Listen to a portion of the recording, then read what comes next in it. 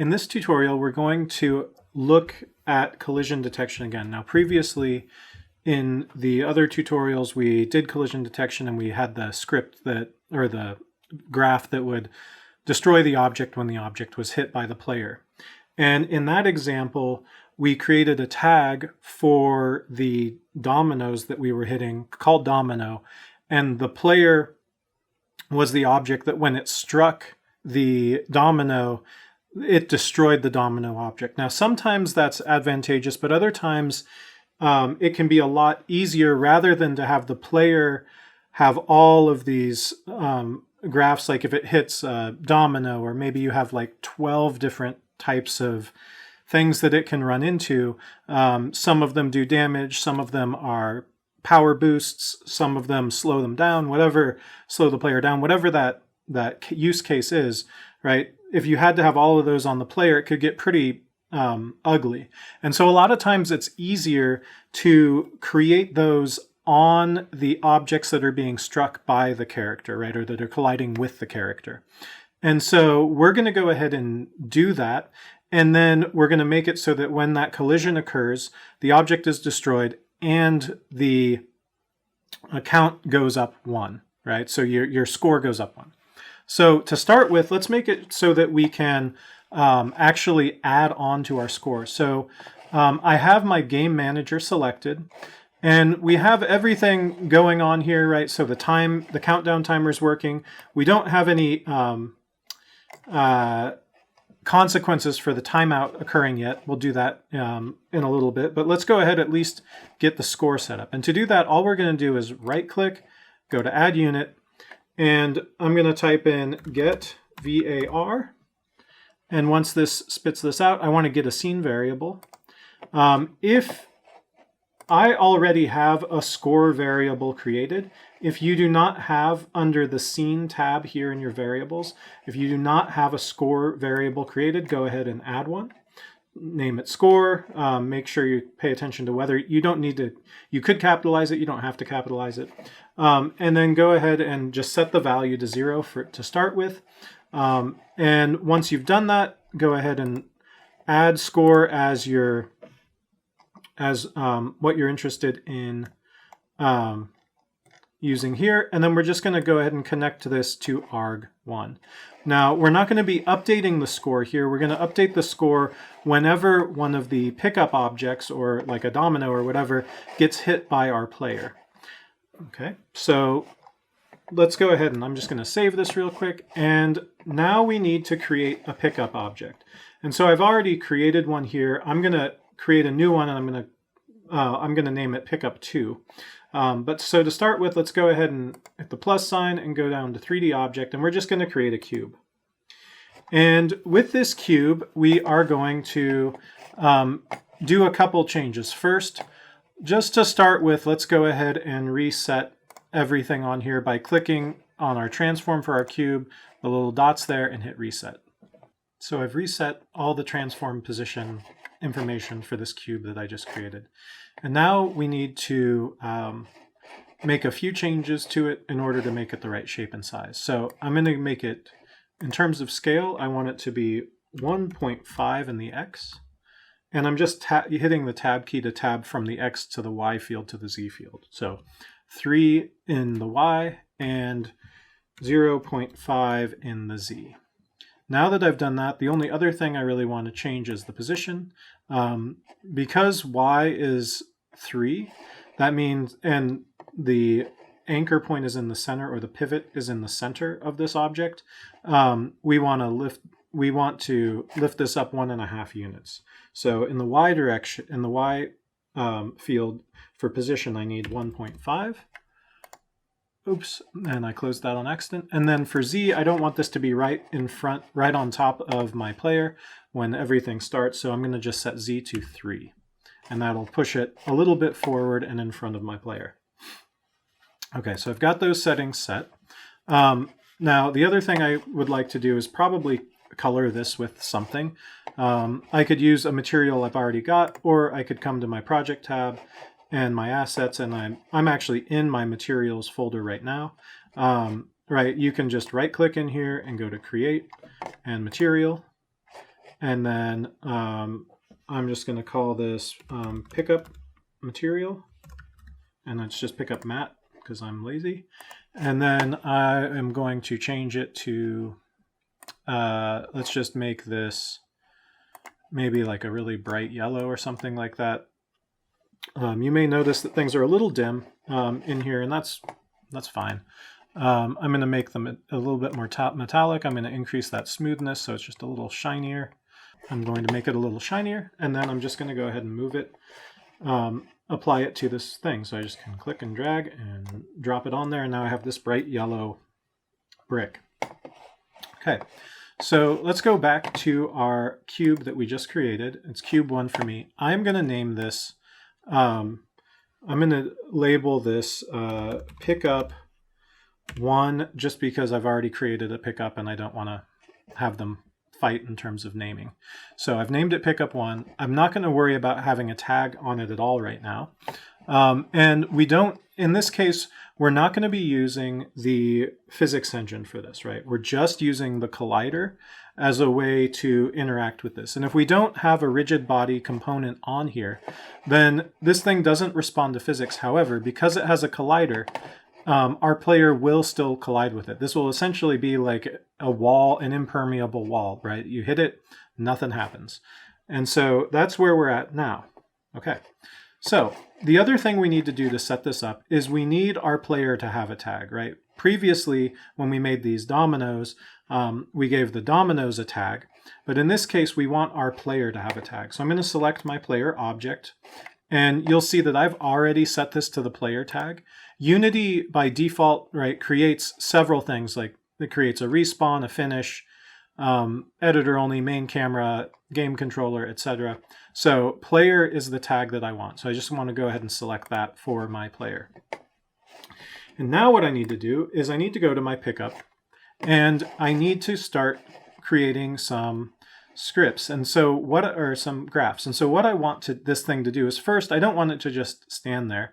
I'd like it to rotate around the y-axis, right? So that it's just sort of animated. You can imagine like if this was a coin in Super Mario Brothers or something like that, right? You'd have that, it would be spinning or blinking or doing something. And so instead of it just sitting there, let's go ahead and make it move. So we're going to add a component. We're going to go down to bolt, and we are going to create a flow machine. And we want this to be a macro. And the reason for this, so we've talked a bit about macros and embeds, and a little bit, right? And the difference, right? There's this option for an embed. So embeds have one great advantage, which is that they can essentially access and talk with every object in the scene, which is really nice. However, they're embedded in that object, and so they're not reusable, right? Whereas a macro creates a separate file, and it becomes reusable, right? So it's something where if I wanted to say, you know, create this logic that has this object rotate and has it, you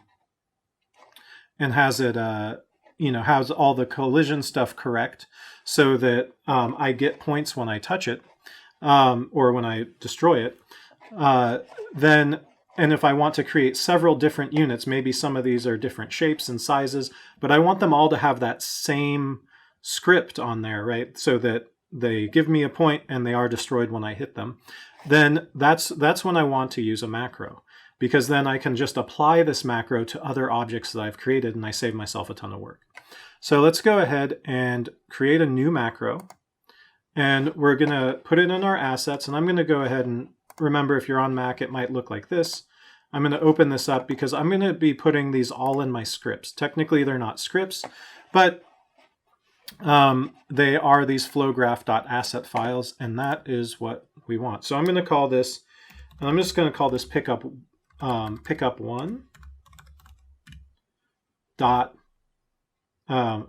pickup one flow graph. Now I'm calling it this because there's a chance that maybe this pickup also has some other things that it does, some other states that it can exist in.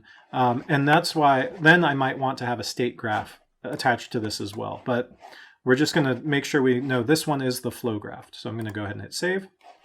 And now I'm going to go ahead and click on Edit Graph. Now, we're not going to need the start event at all. I'm going to go ahead and delete that. And the first thing we need to do is pretty simple. What we want to do is we want this to rotate. And so there is a unit, if we go to Add Unit. And remember, when we're doing this, it's like, okay, what is the component that we want to be modifying to make this happen? And in this case, right, we want to be able to click on the Y here, and actually we want this is the value that we want to change over time, right? And so what we're going to do is we're going to have our update event. We're going to right click in here, we're going to add unit, we're going to type in transform.rotate, and what we want to do is we want transform.rotate, and we want the simplest one down here, which is axis and angle. And what this does is for us, it's going to make things really, really simple. So I'm going to go ahead and click on this. And I'm going to go ahead and use my flow to run right into rotate for now. And I have a couple options here. So, you know, this axis here and this angle. So what does that mean? So the axis is telling us which axis we want to rotate around, right? And so initially, what we're going to do is we're going to put a 1 in the center value, which is the Y, right? A 1 means we want this to rotate in that axis. And the angle is what angle we want to rotate this to. Now, the other things, right, we'll talk about in a second, but let's go ahead and create an angle that we want to be able to rotate this at. Now, I've already, and I don't think it's a scene variable, I believe it's a graph. So I have this on another graph variable, but I'm going to go ahead and I'm going to call this Y rotate, if I can spell rotate correctly.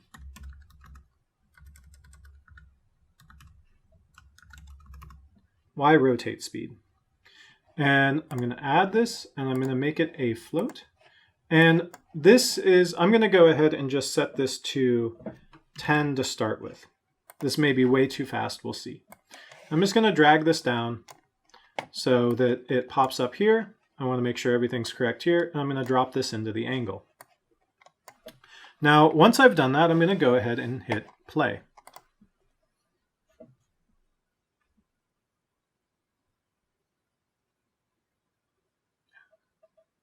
Okay, so now you can see that this thing is rotating pretty quickly in the Y direction. And you'll notice it's rotating, if I was looking top down, I would say it's rotating clockwise. Now, if I was to go in here and change this 1 to a -1, then it's going to rotate counterclockwise. Right? If I set this to 0, right, I'm not going to get any rotation whatsoever. If I set it to 0.5, oops, not comma 5, 0.5, right, it still doesn't matter. It's rotating at the same speed and in the same axis, right? As long as this is as far as I know, as long as this is a non-zero number, I'm going to be getting exactly the same result, right? Typically, you would just put zeros, ones, and -1s in these fields. And so if I want this to instead be rotating in the X, or the Z, sorry, right? I can rotate it around the Z axis here. I can set that to 0, right? And I can set this in the X. Now note, when I'm stopping this and resetting it, it's actually rotating in, it's stopping wherever I had it last. So if you paused this and then restarted it, it would actually just be rotating in that one direction and be aligned along the Y axis. If I want it to rotate in more than one axis at the same time, I just put a 1 in one of the other fields, and I get 2 axes of rotation, or I could even have 3 axes of rotation, which is a little nauseating. And again, oops, if I hit 0 in there, if I was to make one of these -1, right, it's going to spin the opposite direction in that axis. And so this, I'm going to go ahead and leave this as 1 and leave this one as 0, because that's what I want in the end. And you can see somehow I got really close to actually being in the right orientation. Fantastic. All right, so this is a really simple graph, right? This very, very simply does what we need it to do.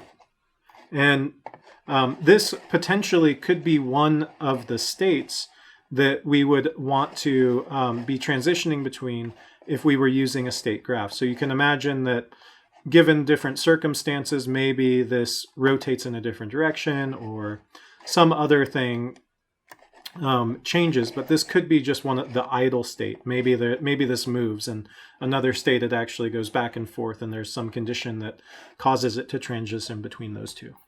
We're not going to worry about that right now, but I just want to start you thinking about what a state is and how we're going to use a state graph in the future. Okay, so I've got that. So I'm going to go ahead and pause this. And now that I've done that, we need to recreate our collision code. And we could go and copy this and paste it in here, but it's good at this point in our learning for us to just start over. So first, if you remember, when we want to check a collision, what we want to do is we want to say, if it's an event, it's on something. So it's on and then collision, and we're going to do OnTiggerEnter. And then what we need to do is if you remember, if we select this, it tells you what it does, but it says this collider is the collider that we hit. So, right, so this is on this domino. So when our player hits it, that's when we want something to happen. And remember, we have our player has the player tag, and so we want to use the compare tag unit. And in order to find that, we right click, and you can either type in game object compare tag, or if you just type in compare tag, the first option that comes up is game object compare tag. So I'm going to go ahead and click on that, and I'm going to connect the collider here, and I'm going to collect the flow. And then in this field here for the tag, I'm going to type in the name of the tag, which is capital P player. Okay. And so the first thing I want to do is I want to be able to, let's say step one is we want to be able to update the score. And we'll deal with destroying the object in a little bit. So we want to be able to update the score. And to do that, this is a Boolean. This is a true or false value. So either the tag that from this collider, from whatever's hit this thing, is either player or it's not. And if it's player, then it's going to send a true out here. If it's not, it's going to send a false. And so what we can do, there's a couple different ways we can do this control. So we need a way to control this and only add points if we've actually collided with the correct tag. And so there's a couple control elements that we can use. And I want to just show a few. So this branch one, it branches the flow by checking if a condition is true or false. There's also this select option, which takes the condition, this Boolean value, which is going to go from here to here. And then it passes a value whether for a true state or a false state, right? And so what that means is we don't need flow here. All we need is this value coming in. And so then what that means is if this is true, it does one thing. If it's false, it sends something else out. And so we're just going to deal with the true branch, and it's going to give us a little bit of an error because the false branch isn't being used, but that's fine. We don't need to use it. So I'm going to right click, I'm going to go add unit, and what we need to do is we need to take whatever the score is, we want to add 1 to it, and then we want to, but we only want to do that if it's true, right? So let's go ahead and say get var, and when I say that, I'm going to say get scene variable. I'm going to come down here, I'm going to grab my score variable, which you should have set up. And then I'm going to click on this. I'm going to click once over here, just in space.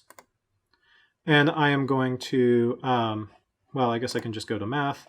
And I'm going to go to scalar, and I'm going to say add.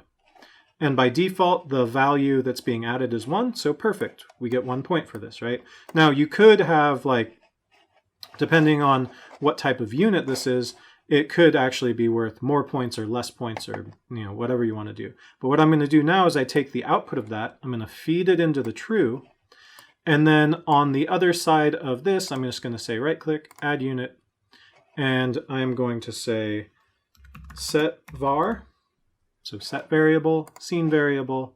I'm going to drop in score, and I am going to, so in this one I need my flow to connect, so I'm going to go from this compare to here, and then I'm going to go ahead and drop in that unit. And so now if I run this, and previously we should have already set up our game manager script so that score is being put into arg1, but we might want to check that and make sure. So now if I go ahead and run this and and move my character forward by pushing on the W key, each time I hit this object, I should get a point. And right now the object isn't disappearing, and there's something else that's happening. When I hit this thing, it is the impact is changing the direction that I'm moving, and it's and that's problematic, because if I was to, if this was, say, a power-up and I was going to run through it, I wanted to go through it, if I hit this thing and I collide with it and I'm already going fast, it's going to send me shooting off in a weird direction. I'm going to completely lose control as the player, and maybe that's fun, but let's pretend that's not what we're wanting to do. So how do we fix that? There's a couple ways. There's one way we can fix that, and it's going to break this, and then we'll see how to fix it. And then once we do that, I'll show you how to destroy the object as well. So under the collider, the box collider component on our pickup, make sure you have your pickup selected. We want to check mark this is trigger option. Now, as soon as I do that, I'm going to go ahead and hit play again, because I want you to see what happens or what doesn't happen. One thing happens, one thing doesn't happen. So first, if I move forward, I can now pass through this object without it impacting me at all. But note that the OnTiggerEnter down here is not triggering at all. Even though we've got a collider and we are clearly colliding with this object, this is not being set. Now that's because, I'm going to stop this now so I can do this. That's because when you've turned this into a trigger, there's a different event that you need to set. So instead of this being an OnTiggerEnter event, I'm just going to right-click over here. Now, we could right-click on this and click on Replace, which, let's just see if this works. So what I want is, instead of OnTiggerEnter, if I have this set as a trigger, I want OnTiggerEnter. And so I'm going to click on that, and you'll notice that by replacing it, it kept the two things here connected, and it seems like this will work. Let's go ahead and try it out.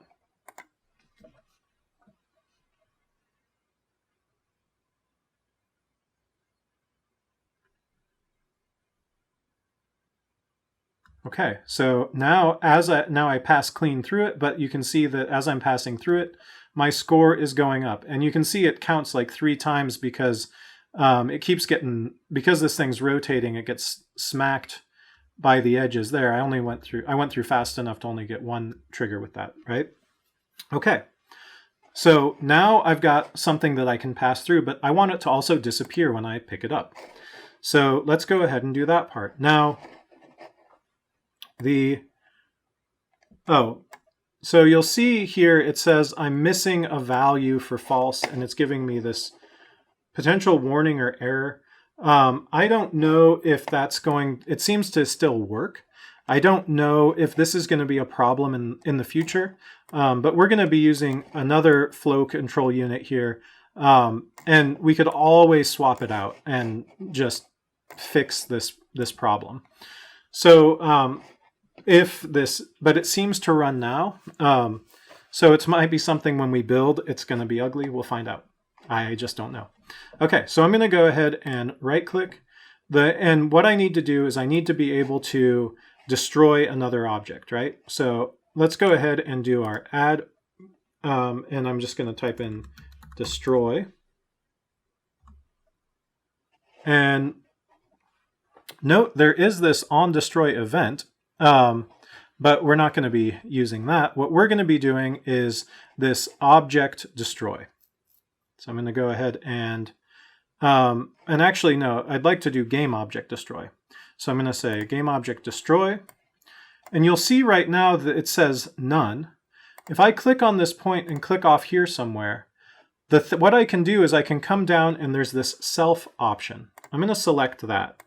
And what that does is it says, it says I'm going to destroy myself, or self-destroy, self-destruct, right? So it's basically saying self is this game object, right? It's the pickup that has this graph attached to it. So I'm going to say self-destroy, okay, but I'm going to need flow for this to happen. Now, I could just run this flow through here, but no matter what, if this goes through, flow runs through here, whether or not the player, this will probably still flow through. I'm honestly not sure if this flow continues when this is false, but I think that it does continue on. And so we don't want to just run this through because then anything that hits this might destroy it. What we need to do is make sure we're only destroying it if that's actually what we want to have happen. So I'm going to go ahead and right click again up here somewhere. I'm going to say add unit. I'm going to go to control and I'm going to use branch. And so this branch now will allow me to take this game object tab here. I will need to put it in my flow. And so there's a couple places I could put this, and I'm actually going to zoom out a little bit.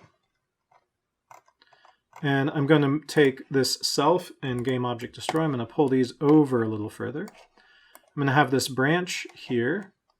And so I'm going to go ahead and run this through here, and then run this true out to this game object. Now, that's probably a little hard to see, but hopefully it wasn't too challenging. So what's going to happen is this will select and do this. Now, what I could do is make this a little simpler, and I could get rid of this select that may be problematic. It's turning red. That's probably a bad sign, and it may not let me build the project if it's still happening. So instead of that, why don't we just use this branch to control all of our logic? So I'm going to go ahead and delete this flow, and I'm going to go ahead and delete this object as well. And then now I'm just going to take this get variable. I'm going to move these around just to make them a little bit easier to see. So I'm going to say get variable, and these two groups are really close together, so we're going to scoot these apart and group them here soon. But I'm going to say, okay, I've got my score, my add, I'm going to run this in here, and then I've got my branch, so I want this to come in here, and if this is a true case, I want this to come up here and hit this, and then once the score is updated, let's go ahead and destroy this object. And so now let's go ahead and see if this functions. I'm going to hit run, and we'll see if we can destroy this.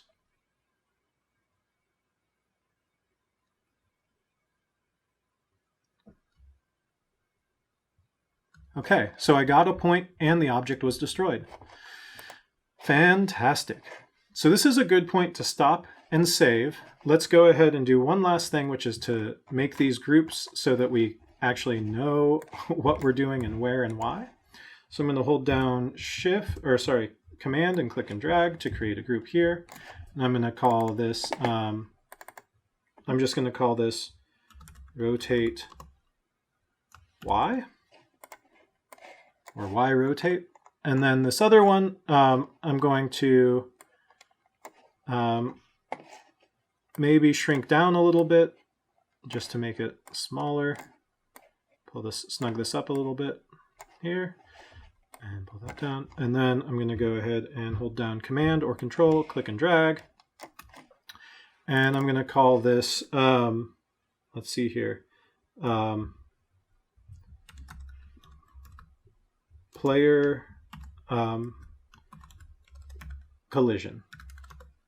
Right, so when we collide with the player, this is what happens. Now, there are comments here, so you can go through and you could write a lot more in here about this description. But for now, we've got these two things done. Let's save our projects. And in the next tutorial, what we're going to do is we're going to turn this pickup into what's called a prefab, and then be able to make multiples of them. And we'll talk about what prefabs are and why you would want to use them.